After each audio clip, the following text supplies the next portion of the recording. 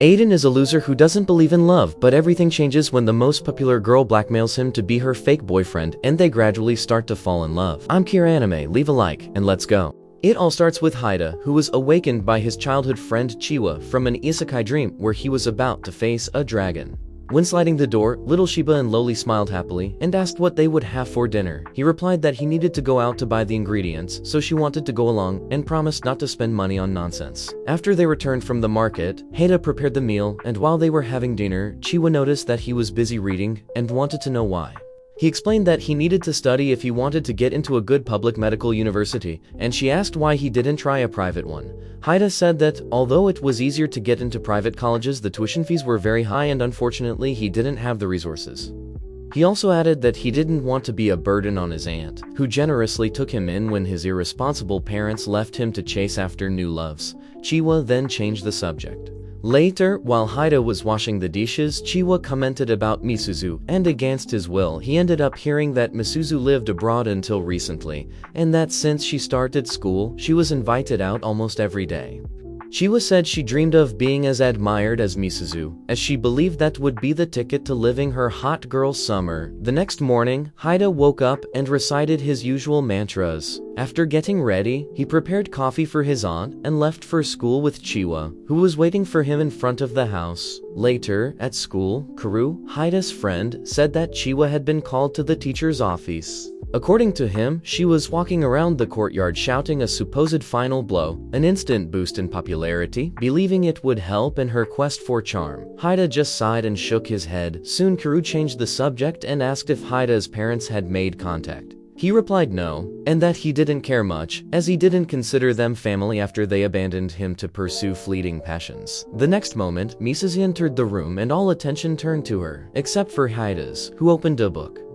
Later, during class, the teacher announced a reorganization of these seats, and to the class's dismay, Haida ended up sitting next to Misuzu. He didn't care much, but the envious looks from his classmates made him want to disappear. He always wanted to finish his studies without attracting any attention, but now his status as a background character had turned into public enemy number one.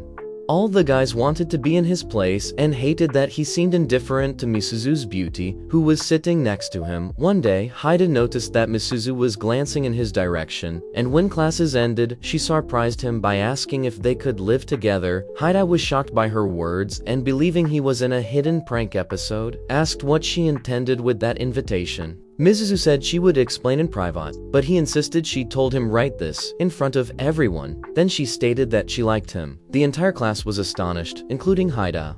When the classmates started bombarding with questions, Misuzu grabbed his arm and begged him to get her out of there. Haida complied with the request, and once away from the school, he questioned why she had told such an absurd lie. At first, Misuzu swore it was true, but after he insisted, she admitted it was made up, and even praised him for not falling for the act. Then she stepped away, and just as she said she would reveal the rest, a breeze lifted her. Misuzu quickly adjusted it, but not before Haida saw what was underneath. He stammered like a fool, convinced she wasn't wearing anything, even when she claimed otherwise. After he proved that his head was filled with sawdust, Misuzu explained the reason for the false confession. She had already received 58 invitations to go out since she started school and was exhausted from it. Haida suggested she date one of them to get rid of the others, but she laughed and said she would never stoop to that, as she thought love was just an illusion for the naive. Then she revealed that, actually, she wanted him to be her fake boyfriend. He refused. Misuzu tried to convince him without success, and then swore she wouldn't let him escape. She took a black notebook out of her bag, which wasn't a death note, but a diary. As he flipped through it, Haida realized it was his. He demanded explanations, and she said she had bought it at a bookstore near the station, where the diary was hidden inside an animal encyclopedia. Haida remembered that he had mistakenly sold that encyclopedia along with other books. He tried to get the notebook back, but Misuzu didn't let him, saying she had already scanned everything and threatened that if he refused to be her fake boyfriend, she would post everything online. With no way out, he agreed. As they walked home hand in hand, Chiwa, who had already heard about the confession at school, encountered them. Indignant, she shouted for them to stop flaunting their relationship. Misuzu asked who the little gnome was, and Chiwa didn't like it at all, responding that she had the perfect height and introduced herself as Haida's childhood friend. Soon after, she faced the boy and wanted to know why he hadn't said anything about the new girlfriend. Haida tried to explain, but Misuzu interrupted him and asked if they needed her permission to date. Chiwa replied that they did. Then Misuzu, with an arrogant smile, said she was was already dating Haida and left with him. That night, Haida found Chiwa practicing kendo in the yard, and she, determined, said she would also find an amazing boyfriend. She also said she would become more well-known than Misuzu. Then he wished good luck and walked away. The next day at school, while Haida was having lunch, Karu said that Chiwa had arrived in the morning with a piece of bread in her mouth. He also added that she was ending all her sentences with a Nia, which made Haida seriously consider if it was time to arrange a full vacation for her and Archon. Even so, Karu believed her behavior was related to the fact that Haida now had someone more significant in his life. Therefore, he suggested that he talk to Chiwa. After classes, Haida tried to convince Misuzu to let him explain the situation to Chiwa, but she refused. She said that if anyone found out about the arrangement between them, it would no longer be a secret, and she wasn't willing to take that risk. As they walked home together, Haida told Misuzu about Chiwa's determination to become popular. This made Misuzu ask him to bring her to her the next day, which left Haida with the strange feeling that she already had a plan in mind. The next day, after school, Haida took Chiwa to the old tea house, where Misuzu was already waiting for them dressed in a kimono. Surprised, the two sat down, and Misuzu invited them to join her club. She mentioned that she knew about Chiwa's desire to be popular, and stated that she wanted to help her. She explained that she only managed to achieve and maintain her own fame thanks to a diary left by her first love. At that moment, she pulled out Haida's diary, and when he tried to get it back, Chiwa pushed him away.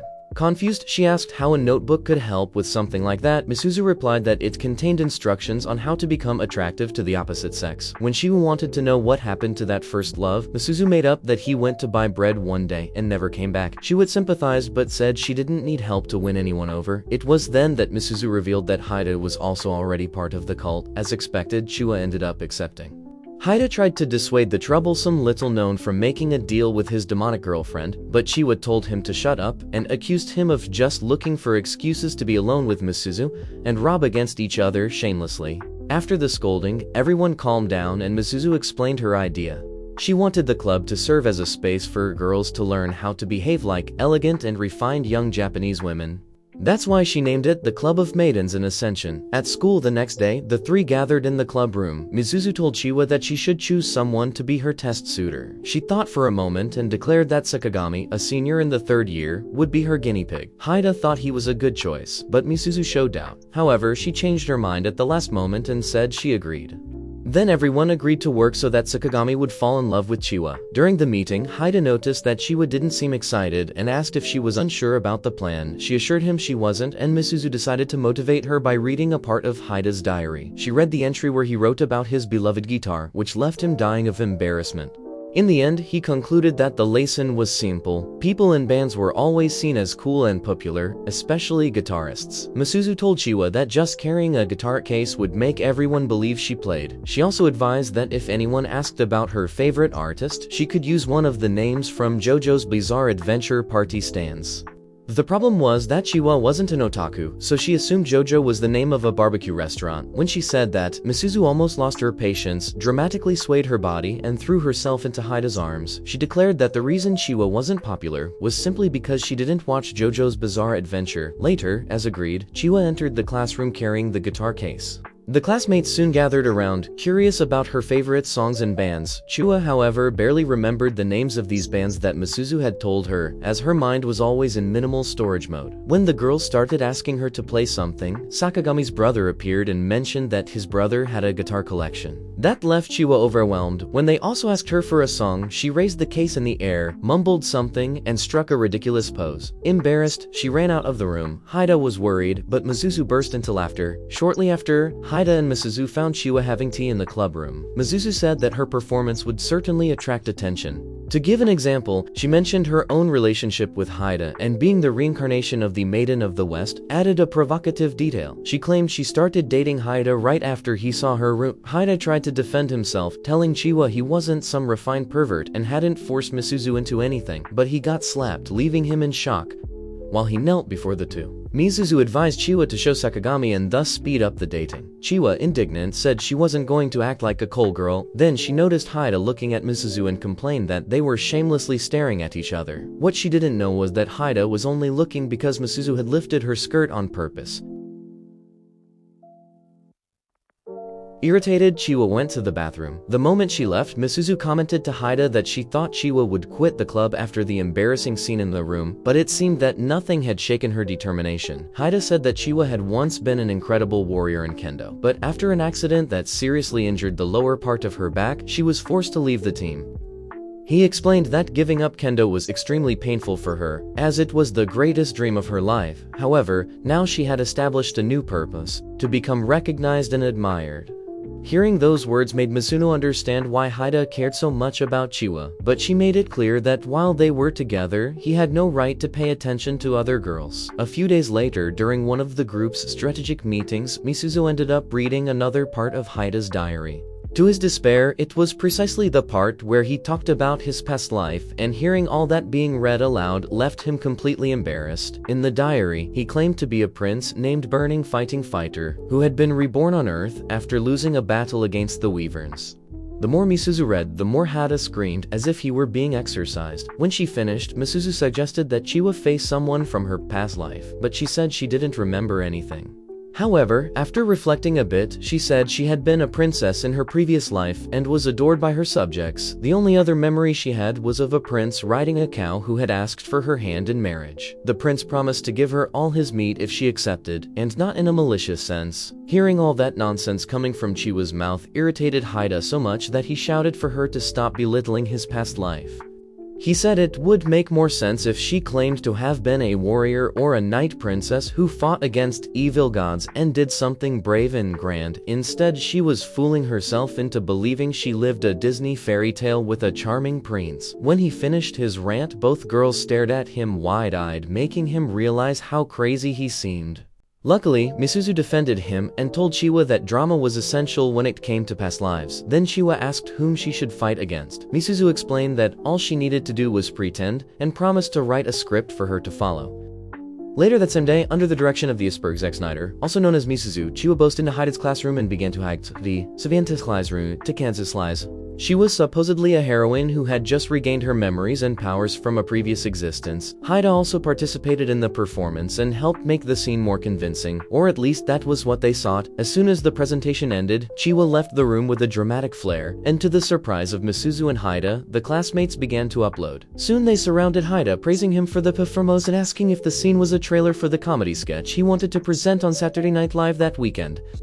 Haida was speechless with the exposure, but Misuzu was devastated to hear the script she put so much effort into being called a simple comedy skit. Later during the club meeting, Misuzu announced that it was time for Chiwa to invite Sakagami out. Haida thought it was too soon, but she insisted that Chiwa's previous attempts to boost her prestige should have already caught his attention. Even so, Haida argued that a few small sketches would not be enough to make Sakagami fall in love with Chiwa. Then Misuzu suggested they come up with another plan. However, Chiwa interrupted them and said she was ready to try her luck and ask him out. After that, Misuzu noticed that she didn't seem as excited as she should, but Chiwa denied it. Misuzu didn't bother to argue with her, and suggested putting a romantic letter in Sakagami's locker. That night, while Haida and Chiwa were shopping, Haida asked if she was really sure about the decision to ask Sakagami out. Chiwa confirmed she was, so he promised to celebrate her success by cooking all her favorite foods. The next day, Chiwa placed the letter in Sakagami's locker as planned, and after classes, he met her on the terrace. Haida and Misuzu were also there, watching everything from a distance, holding their breath. After Sakagami approached Chiwa, he surprised her by saying he found her adorable and invited her to watch a movie with him on the date. That night, Haida kept his promise and prepared all of Chiwa's favorite meals to celebrate the supposed success with Sakagami. When Chiwa saw the table set, she asked Haida the reason for the celebration. He started talking about the positive things that would come with her dating Sakagami, so she asked if he was really okay with it. Haida was confused by the question, since the only reason Misuzu had created that club was to help Chiwa achieve her goal. He remembered that all the effort she had put into winning over Sakagami had finally paid off, but Chiwa surprised him by starting to cry, saying that none of it was worth it. She also said she wished she had never met him or become his friend because she gained nothing good from that relationship. Haida tried to calm her, but Chiwa pushed his hand away when he tried to offer her a tissue and ran out of the house. Alone there, Haida recalled the time when Chiwa had the accident that changed her life forever. When she returned from the hospital, she went to see him, and it was at that moment she told him she could never practice kendo again. He was outraged, believing that the doctors had done their best for her, but she was sworn it wasn't so. She asked if he intended to move, since she found out that his parents decided to leave and abandon him without warning. Haida realized she asked that because she was afraid of losing him, so he said he would stay by her side. He prepared a dinner to try to cheer her up, but since he wasn't exactly Gordon Ramsay, the meal didn't turn out so well. Even so, he promised to learn to cook so that Chua could eat healthily, and she promised to find a new hobby to replace Kindle. Her determination made Haida think about his own future. Over time, he decided he would study hard to become a doctor and told Chua that one day he would cure her. This made Chua cry, but he assured her that he would not disappoint her, and she said she would wait until the day he fulfilled the promise. In the present, Haida looked at the untouched dinner and called himself a fool for having said that. On Sunday, Haida woke up late but managed to arrive in front of the station after grabbing his books. As soon as he arrived, he was impressed to see Misuzu there, who confessed she had come to observe how Chiwa's date went. They found a discreet spot and stayed there, watching Chua as she waited for Sakagami to arrive for the date. When Haida complimented her outfit, Misuzu proudly admitted that she was the one who chose her look. Haida praised her for doing something kind, but withdrew the compliment seconds later because Misuzu revealed that they were her used clothes. The meaning was clear. She was implying that Chua's body looked like a surfer's. Time passed and Sakagami did not show up, nor did he have the decency to send a message informing of the delay. 2 hours later, Haida was already irritated and hoping Chua would leave, but Sakagami appeared at that moment. However, he was not alone. He brought friends who joined him in mocking Chua for naively waiting for him. It was then revealed that Sakagami had invited Chua only as a joke, because his friends had bet on how long she would wait. While they laughed and belittled the girl, Misuzu explained to Haida that Sakagami was known for being an unfaithful jerk. She said he was a wolf in disguise and didn't care about anyone's feelings. Haida was upset upon hearing that and tried to run to help Chua, but Misuzu held him back. She said she wanted Chua to understand that love was something useless, but when Haida remembered how devastated Chua was the day she found out she could no longer practice kendo, he lost control. He called Misuzu a cold witch, but she didn't care. She admitted that all the motivational phrases she told Chua were false because she already knew how it would all end. Haida told her to stop trying to make everyone as unhappy as she was, because it wasn't fair, and no one deserved that. He turned to leave again, but Misuzu held him back once more, this time because she didn't want to be alone. Haida just smiled, flicked her forehead lightly, and told her to watch while he performed his heroic act. Thinking he was a true knight, Haida advanced towards Sakagami and his friends. The group easily dodged and asked what he wanted. Haida started to rant and act like an idiot by introducing himself as a fiery fighter, making the boys conclude that he was just a crazy person out of control. But when they notice other people watching, they decide to leave. On the way, Etta appears from behind and demands that Sakagami apologize to Chua for deceiving her, but he ends up getting beaten until he spits blood. Even so, he gets up again and shouts that his girl is washing and that he will not give up. This makes Chua think he is talking about her. While Sita gets beaten again, Chua calls one of Sakagami's friends Jizgashing. Zinjigai goes after her to teach her a lesson. At that moment, someone throws a bat to Chua. She holds it firmly, wielding it as if it were her kendo sword. Then she takes down the first guy, and with coldness, counterattacks the big guy who advances right after. After putting him on the ground, she faces Sakagami and also gives him a beating. Then she bows and apologizes for having lied to him. She reveals that she never felt anything for him, and that she only chose him because she argued over something trivial with their annoying best friend. Then, she begs Sakagami to pretend that today never happened. The guy agrees and leaves with his pride and ego bruised. In his absence, Chua takes care of Eita, praising him for defending her. Then she recalls the moment he shouted about a girl watching him and asks if Masu is with him. When Eita responds that he is alone, Chua becomes certain that he was referring to her in that shout, not imagining that Masuzu witnessed everything. The next day, Etta becomes popular at school because of what he did with Sakagami. The previous day, apparently, the basketball star was exposed for his misconduct, and Kuro comments that Chua must be satisfied. However, upon noticing that Masuzu did not attend class, he imagines that she is upset because he played the knight in shining armor for another girl. After classes, Eita goes looking for Masuzu's apartment and is surprised when she hugs him from behind. He is startled because she seems calm while he thought she was angry. Masu says it's alright. On second thought, Etta realizes it was she who passed the button to Chua the day before and thanks her. Masu states she just did what any girlfriend would do. As they walk, Eita asks if she will continue managing the club. Admits that yes, because that's what Chua wants to become popular. Eita says that it's not a problem and offers to stay around until Chua returns to normal. When mentioning Chiwa, Masuzu questions the fact that he knows almost everything about her, but Etta explains that they are longtime friends. In response, Masuzu approaches, gives him a long kiss, and smiles, certain that he hasn't kissed Chiwa. Meanwhile, all the tension accumulated in Itta's pants increases, and he takes a deep breath, trying to control himself. About 2 seconds later, Masuzu asks if he liked the kiss, but he stammers and questions if she is really okay with kissing him, since he is just her fake boyfriend. However, Masuzu surprises him by saying that the kiss was just a parody of a movie she recently watched and nothing more. Satisfied with getting what she wanted, she tells him to wipe all the saliva from his lips, leaving him terrified. The next day, Itta asks what TA is doing there, and she replies that he mentioned her shower was broken, so she would use his today.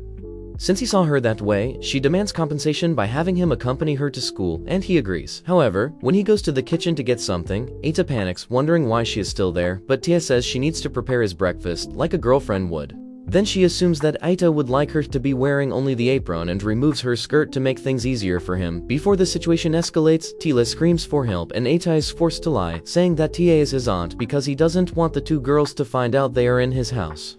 After running back and forth for quite some time, he ends up being caught and concludes that maybe having a wife is always the best choice. The following week, Eita arrives at school and is surprised to find a love letter left in his locker. He confides in Koro and asks him to explain what the intention behind the message might be. Is it to kiss you on the lisunti?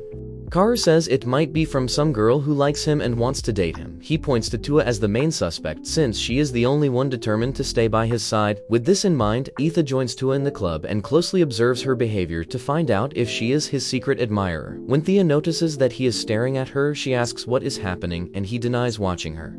Thea then asks about Masuzu and upon learning that she is busy with something else, gets excited to have a moment alone with Aya. She immediately sits next to him and leans against his body, further reinforcing the suspicion that she is the author of the letter.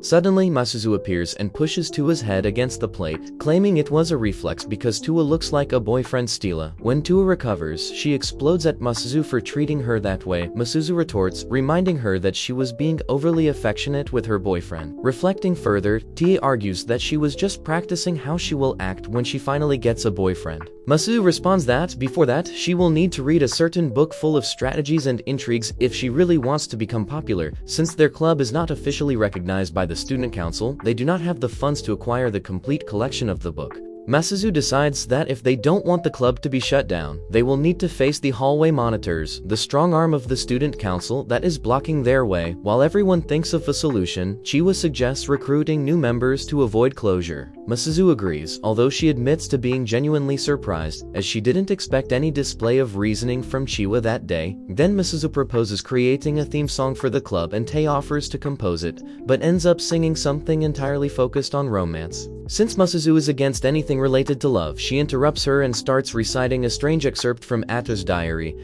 making the poor boy almost faint from embarrassment. Later that same afternoon, Eita goes to his locker and is surprised to find another letter from his secret admirer, asking him not to forget her feelings. This time, Masuzu watches him as he reads, but he quickly hides the letter so she doesn't find out what's happening. After classes, Masuzu walks home with Eita and acts all affectionate, as if nothing happened. At a certain point, she asks if he is hiding something because she noticed he was watching Chiwa closely in the clubroom. Eita denies it, but Masuzu reminds him that he shouldn't pay too much attention to another girl when she is around. Then she threatens to reveal page 69 of his diary if he doesn't tell the truth. Even so, Ita decides to remain silent. This makes Masuzu believe that he really cares about Iya. Before she can confront him for good, a girl named Mana appears, catching her attention. Apparently, she is Masuzu's annoying younger sister, sent by their father, who is displeased that she is dating a boy from school. While teasing Masuzu, Mana promises to talk to their father to prevent him from getting even more upset. Just hearing this, Masuzu starts trembling with nervousness. Ada, confused, tries to understand what's happening. Before leaving, Mana says she would like to have Etta all to herself in exchange for interceding with their father. Then, unexpectedly, she kisses Ita and leaves the park, leaving Masuzu completely in shock. When they are alone, Ita asks why she is trembling, but Masuzu yells for him to stop asking questions, reminding him that he also keeps secrets. The next day, Ita notices that Masuzu is distracted during class. At swim practice, she refuses to get into the pool, but after Eita convinces her with kind words, she recites to dive in.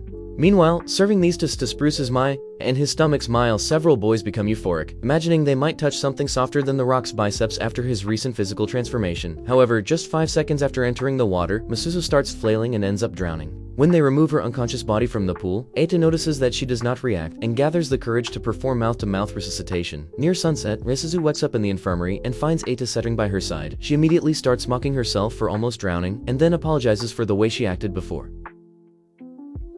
A kiss and a lie.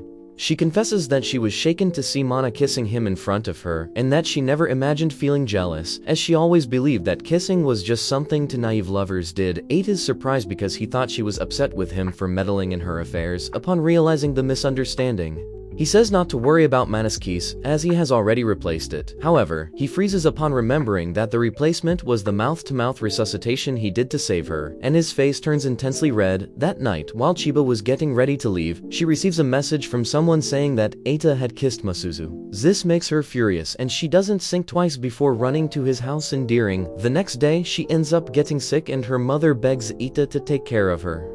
As he leaves for work, he agrees to help, but feels a bit awkward when Uncle Ali asks him to give her a sponge bath. When he finishes, he notices a pair of ribbons she had taken from his house when he promised to become a doctor to treat her illness. Chiba says those ribbons mean a lot to her because they represent the bond between them. That's when Eita realizes she is not the author of the letters, because they already have a connection, and there's nothing that needs to be restored. While the uncle makes her fall asleep, she murmurs that she wants a kiss from Eita, and wishes for him to stay with her forever. The next day, she starts to get better, and forces Eita to accompany her to school. However, upon arriving there, he finds another love letter from his secret admirer, and Chiba notices. He says it's nothing and hides to read the letter, realizing that the girl wants to meet him. After class, he goes to the agreed location and finds an adorable girl named Ring waiting for him, surprised when she declares that she loves him. Intrigued, Eita asks if they have met before, as he does not remember having any connection with her. Then she comments that all the memories of her past life have not yet returned. She introduces herself as the legitimate princess of her fantasy world. This leaves the boy shocked, as this world only exists in his diary. As she hugs him, he pulls away and asks how she knows about his fantasies. She replies that it's because of what he did in the park when he tried to save Chiwa a few weeks earlier. Then she hugs him again, and that's when Chiwa and Masuzu appear. Chiba immediately asks who Rin is. Then, Eita tells Rin not to mention anything about being his lover from a past life. However, when Chiba demands an explanation, she claims to be Eita's ex, leaving everyone completely shocked. Masuzu starts trembling, as this means someone already called him love before her, while Rin begins to act clingy with Eita upon noticing the interest of the other girls. The next day, Eita vents to Koro about what happened, which leads him to question what Rin really sees in him. After the conversation, he reflects on Rin's motives but returns to reality upon finding her in the club room. Rin gets excited to see him and hugs him, but Eita is not very pleased since it was Masuzu who invited her. In her defense, Masuzu claims that, as his girlfriend, she has the right to know everything about the ex. Because of this, she learns about Rin's strange fantasies of being Eita's princess. She even considers inviting her to join the club, but Chiwa arrives upset and refuses, as she feels that Rin wants Eita all to herself. Rin confirms these, saying she doesn't care about popularity, but Masuzu insists she would do well if she learned to attract boys. To pique her interest, Masuzu starts reading a part of Eita's diary, where he describes 4 intense girls who couldn't love him enough. While she reads, Eita ends up fainting, and Rin becomes even more interested in becoming one of the girls in his thoughts. Noticing this, Masuzu hands a book to Rin and asks her to describe the type of maiden she wants to be in the form of a poem. Chiba says it's something easy, and suggests they perform a play in the hallway, where everyone will act cute when bumping into Eita. At first, Masuzu and Chua perform well, but when it's rinsed on, she faints due to food poisoning, and the hallway monitors appear. About an hour later, Rin regains consciousness and finds Eita sitting by her side. Now alone, Eita asks why she's so determined to be with him, since he doesn't feel the need for them to be together, even being her boyfriend in her fantasy world. Rin responds that she had a slight hope before coming to school of experiencing something new, but everything seemed the same. However, everything changed when she saw Eita fighting to save Chiba from Sakagami. His presence brought color to her gray world, and she admits she found him amazing since then. Eita retorts that he overcame his strange fantasies years ago, and that it is no longer important to him. Even so, Rin holds his hands and asks him to believe more in himself and have confidence in his dreams. On Saturday, Eita and Masuzu are cleaning the school pool as punishment imposed by the monitors. Masuzu swears she will get revenge on them. Meanwhile, Ada gets distracted observing her wet curves. At a certain moment, Mena appears with her bodyguard and calls Masuzu. First, she teases Chiba for being cute, but Masuzu gets irritated and tells her to get to the point. Mena explains that she came to apologize because she couldn't convince their father to allow Masuzu to continue at school. She smiles and says that their father wants to take her back home, threatening to forcibly remove her from the apartment if she refuses. This makes Masuzu furious, and she shouts that she doesn't want her father nearby. However, realizing she has no choice, she decides to leave school and go back home with Mana. Her decision makes Chiba furious, and she becomes even more upset upon discovering that Mana is Masuzu's younger sister. Out of curiosity, Eita asks Masuzu where her home is, and she mentions Sweden, adding that she never intends to return to Japan. Then she tells Eita that she no longer likes him and ends the relationship right there, telling Chiba that she can have him. Although Chiba likes the idea of being with Iita, she hates seeing Masuzu giving up so easily and runs after her to make her change her mind. In their absence, Irene appears with a ready poem about the type of girl she wants to be and insists that Eita read it, so she can join the club along with their punishment. Before he can read it, Mana snatches the paper from his hands and starts mocking Rine's desire to be a kind princess. She laughs loudly and calls Rine an idiot, making the girl cry. Seeing this, Eita becomes furious and tries to forcibly retrieve the poem, but Mana's bodyguard stops him. Even so, he yells at Mana to stop mocking other people's dreams, and even admits that he also has strange fantasies. Then he turns to apologize to Rine. And it's at this moment that Masuzu appears and orders Mana to stop intimidating Eita with her guard. As Eita regains his composure, he approaches Rine and praises her for the poem, saying it was something beautiful, but that she should also learn to express herself better with words. By this point, Mana loses her patience and tries to interrupt, but Eita tells her to be quiet, stating that he is handling club matters. This irritates Mana, who orders her guard to advance against him. This time, however, Rin steps in and stops him, saying not to touch Eita. She declares that she has finally found a place by his side and does not want to see him get hurt. Furthermore, she states that she wants to have good times at the club with Masuzu and Chiwa.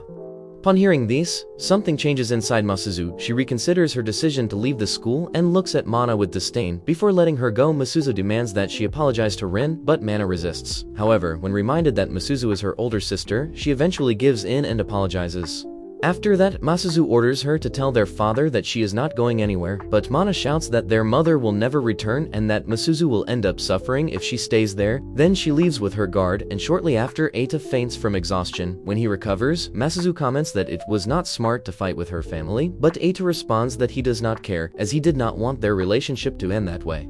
Upon hearing this, Masuzu smiles and rests her head on his shoulder. However, Chiwanaring interrupts the moment by barging into the room without knocking. It turns out that Rin wrote an official application letter to join Eita's club. As president, Masuzu accepts the request, and everyone welcomes her to the group. The following week, Eita wakes up at school and is shocked to find himself in bed next to Rimi. As he tries to understand what happened, he notices that her clothes are torn, indicating that something occurred. Rimi says he was on the verge of losing control, and mentions that the two are destined to be together. When Eita asks what happened, she responds ambiguously, saying it was her first time, which leaves him completely confused and makes his imagination run wild as she approaches him. At that moment, Chiwa and Masuzu start knocking on the door, threatening to break it down. Before Eita panics, Rin goes to the door and opens it. Masuzu enters, demanding explanations, but is surprised to see only Rin there. When she asks about Eita, Rimi says she is alone, but Masuzu claims to have heard suspicious sounds coming from there. Rin makes up that it was just a wind. Meanwhile, Eita is hiding behind a curtain, unaware that he has already been seen. Masuzu approaches the courtroom, while Eita starts trembling with nervousness. Before anything happens, Fumi from the student council enters the infirmary and questions what everyone is doing there. Otsuka Sumas, that be their seat. She criticizes the club's activities and says that Masuzu is a bad influence on Rin, who used to be an exemplary student but is now completely obsessed with Eita. Then she announces that the club is officially closed and that Masuzu should step away. Irritated, Chiwa questions the reason for the hostility, suggesting that Fuyumi is jealous of them for trying to become popular. As the days pass, the closure of Masuzu's club becomes official. Summer vacation begins, and this excites Eita, as he won't have to deal with the drama caused by Masuzu. He starts summer classes to improve his academic performance, but on the first day, he is surprised to find Fumi there. Amanjiaku is Yami, Gijin's Huni Biamier.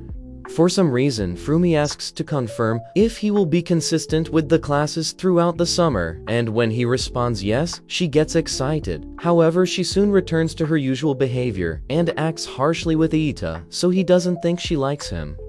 Later, Kaoru tells Eita that he knows Fumi and reveals that they were in the same class during elementary school. He also finds it strange that Fumi is taking summer classes, as it doesn't suit her. However, upon further reflection, he gives a suspicious smile. Bizasashi. In the next period, Karo tries to talk to Fumi, but when she notices Eita looking in her direction, her cheeks turn red. Although Eita doesn't interpret this as significant, that night, while having dinner with Thea, Eita mentions that Fumi is attending summer classes with him. This surprises Thea, who wonders how Fumi finds time for school, as she should have a boyfriend abroad. Then, she asks Eita if anyone besides Masuzu has ever asked him out before. He initially responds no, but then corrects himself and says that a girl did ask him out in the past. Tia then invites him to watch fireworks with her in a few days. However, Eita insists that he prefers to stay home studying, which irritates her. After the meal, Masuzu calls him and threatens to reveal page 420 of his diary. If he doesn't find her in the park that night, the message leaves him terrified, so he runs to the park, wondering why Masuzu suddenly called him. Upon arriving, she tells Eita that he has been getting closer to Fumi at summer school, and wants him to find out something about her so the club can start functioning again. According to Masuzu, Fumi's classmates have never heard of Michael, her supposed boyfriend who lives abroad, and therefore she believes Fumi is lying, so she asks Eita to find proof that Michael does not exist. The next day, Eita is in class thinking about how he will manage to do this, but he snaps out of this thought at lunchtime. Karo finds him and starts talking about how Fumi is a good person, even mentioning that she has already rejected all the guys who tried to approach her. Upon hearing this, Eita begins to believe that she really has a boyfriend, not realizing that Karo is trying to bring them closer. When Karo notices that Eita shows no interest, he runs over, pulls Fumi to their table, and tries to get her to start a conversation with him. At first, Fumi plays hard to get, but she relaxes when Karo signals for her to give something to Eita. It turns out she brought a homemade meal for him, and although this surprises him, he tastes it and praises the flavor. The compliment makes Fumi extremely happy, as she was the one who prepared the food. Then, she runs off to hide her embarrassment. In her absence, Karu continues trying to play Cupid, but when Eita mentions that Fumi has a boyfriend, Karu is shocked because he didn't know that. Later that day, Karu forces Eita to have dinner with him and Fumi. On the way home, they stop at a restaurant. At that moment, Eita notices that Fumi is still wearing the uniform and asks why she wears it during the holidays. Fumi responds that there is a school rule requiring the uniform to be worn even off campus, which makes Eita wonders if she also wears it on dates. The question surprises her, and when she is about to reveal the truth about her relationship, Chia appears and interrupts everything. Chia accuses Fumi of lying about having a boyfriend, but Eita argues that she wouldn't lie about something like that, as she is the type who strictly follows the rules. Deep down, Fumi feels bad, but instead of confessing, she insists that she wasn't lying. At that moment, Rin appears. Eita is surprised to see her and wonders what she is doing there. She then reveals that Masuzu sent her to learn how to express herself with Fumi Hirki. Fumi interprets this as a compliment and starts bragging, saying that several guys beg for her attention and exaggerating her achievements. Karo watches everything, stunned by the absurdity of the situation, realizing how unpredictable people can be. After the performance, Fumi asks Eita what he thought of her when he found out she had a boyfriend. However, when he questions the reason for the question, she panics, asks him to forget about it, and says goodbye with a smile, like a domesticated cat on a leash.